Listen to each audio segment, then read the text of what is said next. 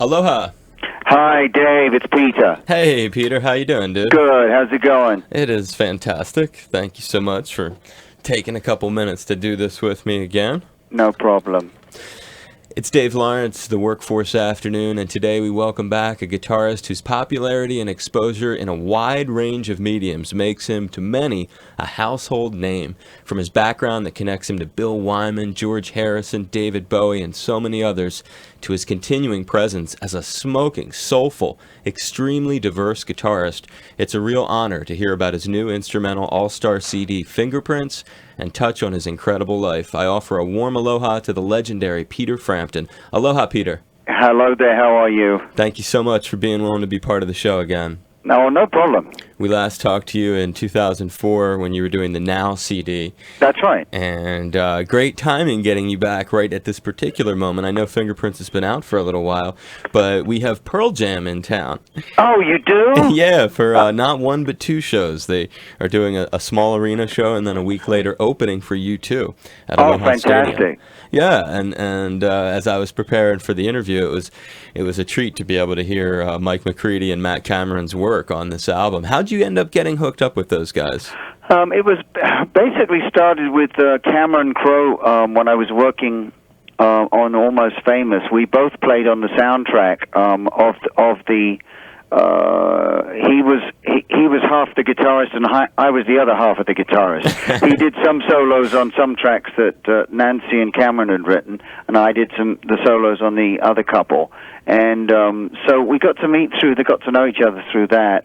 And then he came to one of my concerts. I went to a couple of theirs, and then ended up asking them if they would feel like doing a track. Well, it ended up being two, but I mean, I asked them if they'd be available or want to do it, and they said yeah.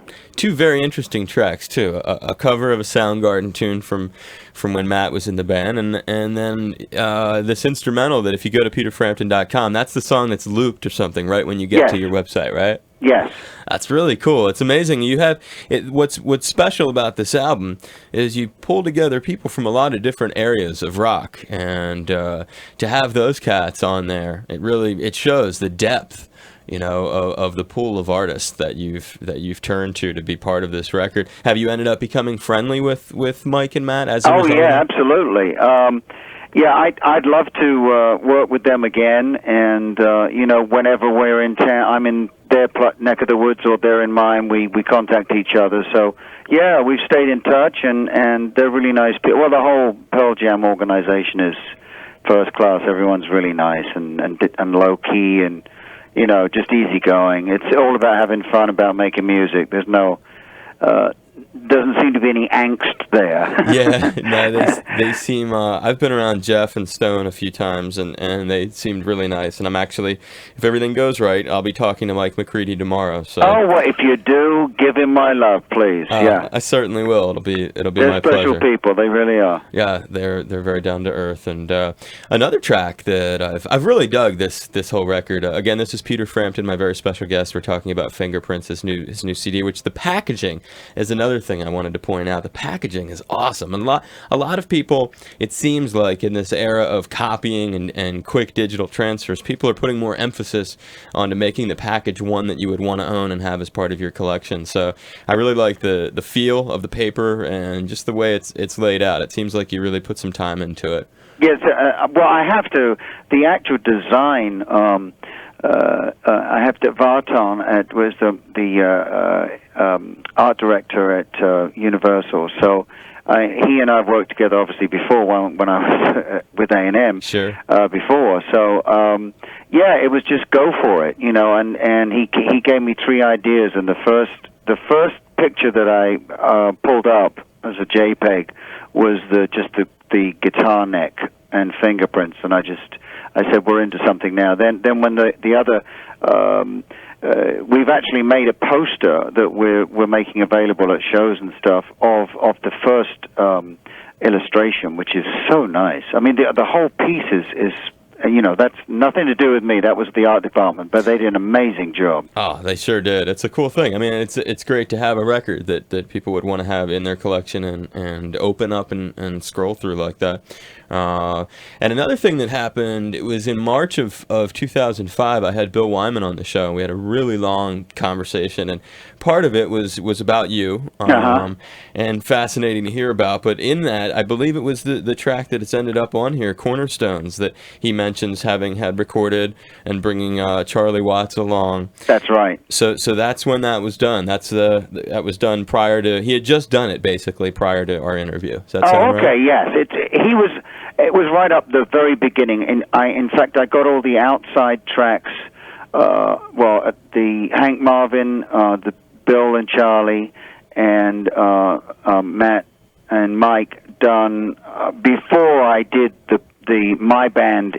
So I wanted to get those. Well, and when you've got a lot of people, it's like each track is like a whole album's worth of logistics. I bet.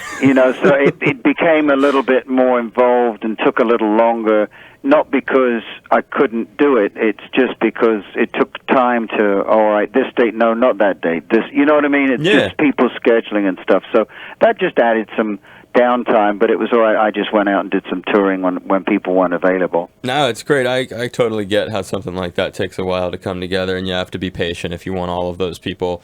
You're going to just have to work around schedules, and I think the results, Cornerstones is the track, Charlie Watts, Bill Wyman, you got the Stones rhythm section. I know, isn't that amazing? Backing you up, and I mean, and you've worked with some very heavy cats, so that's not like it's a, but what's cool about you is you appreciate it, and I know that you get off on knowing that those two dudes are backing you up on that. I know. It was, and it's a funky track. It's a very inventive and cool moment on the disc. That and another one I've gravitated to, and just for myself, is Double Nickels. It has this like nostalgia evoking feel to it for some reason, and I could be just way off in deep space with this. Like Pat Metheny comes to mind when I'm listening to that. For some you're not the first. I don't hear it obviously, but I mean other people have mentioned that. Really? So yeah, I think it is that sort of plaintive quality about it that he always plays heavily on, which is nice. Have you ever heard of Strunz and Farah?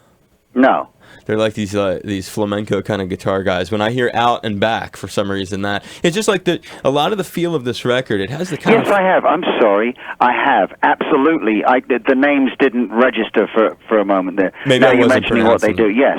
Yeah, absolutely. Those dudes are, and they're slamming guitar players. Oh, yes. And when I hear Out and Back, I don't know why, it calls them to mind, like immediately. It's as I was saying, the record gives you a feel of a lot of places. It's nostalgic in more ways than one as you go through it. Is it? And I'm sure that wasn't really an intention of yours. And much like having Warren Haynes and the blues track, it really, of all the people on here, I would say Warren is the most recognizable. Like when he plays, I know that's Warren. Yeah, exactly. As soon as he whipped out the slide there. Yeah. Totally.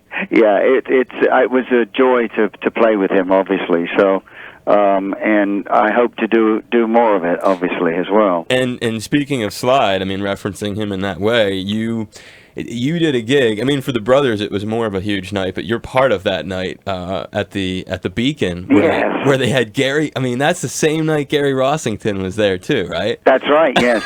Yeah, it was a very interesting night. And then where were you when Gary was playing? Were you standing on the side of the stage watching that? Yeah. You watched them do Simple Man with Gary. Absolutely, yes. And knowing that moments from now, Warren's going to walk up to the mic and be like, I want to bring out my buddy, Peter Frampton. I mean, yeah, it was a great night. I mean, I played one number, and then J-Mo came over and asked me, J-Mo just sort of gets up and stops playing for a while, and and because Butch is still playing there, so he just wandered over to me slowly and just said, "Do you want to play another number?" So I said, "Of course, that would be thank you."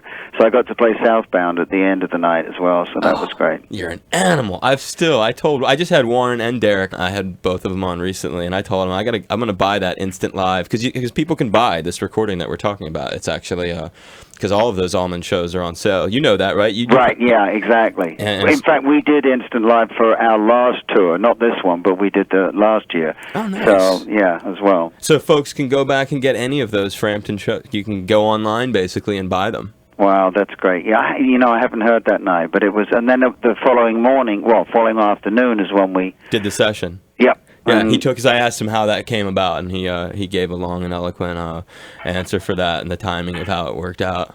Yeah, it was, by the time my friend from the record company was coming, he said, so have you started, you're just getting sounds? I said, it's done. It was like, it was so great, because I said, do you want to know what those chords are? And no, let's just go for it, because he'd heard the track.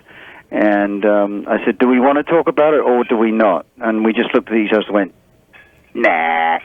So, nice. And just played it, and that was it. I think out of there was 3 takes total, and most of it comes from the first take. That's amazing, and it would. How long have you known? What's crazy about that situation is, considering your career and stuff. Did you know the Almonds before Warren joined? Basically, I guess is the question. I knew of them, and I'd met them. I'd met a couple of them here and there. Greg at a show here or there, but never didn't know them like this. No, not at all. Had you met Dwayne? No, I didn't. Okay. Unfortunately, no. But you had, but that's you see where I'm going with that. It's kind of interesting because of your career. You worked with the brothers a long time, or you had been in the business and exposed to the prior generation, so to speak. Absolutely. Well, I mean, as soon as I came to America, the Allman Brothers were, in '69, the Allman Brothers were, up there already. So it was. Humble Pie were very into them as well. Did you just adopt residency here at a really? It seems I don't think a lot of your fans, unless they study you, more casual fans, I guess is the way to say this. I think it would be a surprise to them to find out you live in Cincinnati. How long has it been that you've called America home? Well, I moved to New York in 1975, January 1st. Actually, I moved into a place. And then I've been all over the place, L.A., Nashville, Scottsdale, Nashville. I love Nashville. And that's where we do all our rehearsing and all the gears down there. And we all meet up down there to rehearse. And no, it just ended up here just because of family. My wife's from here, and we've got a 10-year-old, and we want to be close to Grandma. So that's why we're here. And the schooling's great. And so she's from Cincinnati? Yes, she is. And then what's even more, I guess, ironic, and I think listeners will really be, people who are not aware of this, Ohio is also as a state where Clapton, right? Columbus, yeah. Eric, I see Eric on the freeway all the time. We wave, but... no, we don't. But yes, he has his lovely wife there. Yes. Crazy business, though, that 2 legendary British cats who so many Americans love, both are now based out of Ohio. Well, I think what's more important about this, it shows who really has the power in these relationships. Oh, the women, right? And it brought you guys both to their home areas. Well, it illustrates several things. Yes. That's right there. That's one of them, and you're both really connected to our culture, man. If anyone ever had any doubt about that. How many times have you been out here to Hawaii? I believe it's at least 3. To play and stuff? Yes. How long's it been? It's been a while. We've got to come there. We've definitely got to come there. I'd love to have you. Have you been on vacation or just recently, or have you just not been here in a long time? No, I haven't been in quite a while, actually, and we're overdue to come there to play or to have a vacation. Dude, either of those would be, if you came out here, I would take such good care of you. If you just came on vacation, I get it. It's a nice limo from wherever you were staying. I'd bring you over to the station. I'd have nice catered, private thing, lots of gifts. I take such good care of you, Peter. I certainly... Have you got your calendar out? I do.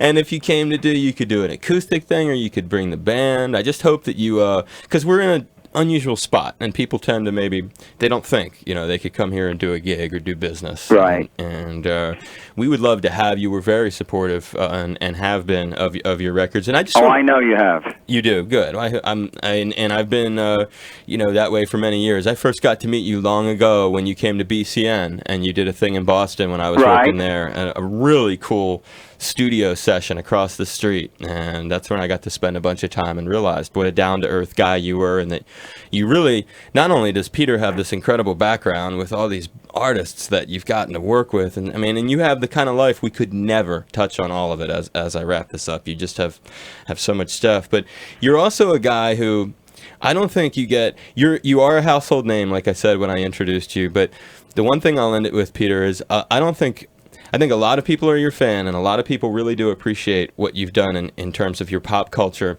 contribution to music. But to this day, if people listen to Fingerprints, your brand new record, or now the last one from 2004, you're soloing, you're playing, you are somewhat of an underappreciated player because you're a monster, dude. You have so much soul. That version of "While My Guitar Gently Weeps" that you did for George. Oh, well, thank you. It's huge, man. Yeah. And it happens again and again on this record. So, well, thank you very much.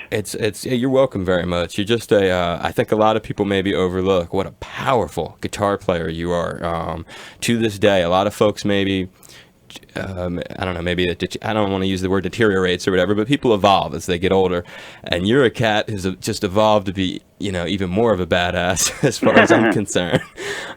So we'd love to have you out here, and please know that we'll continue to support whatever projects you deliver, and keep an open mind to venturing out to the 50th state with your beautiful wife.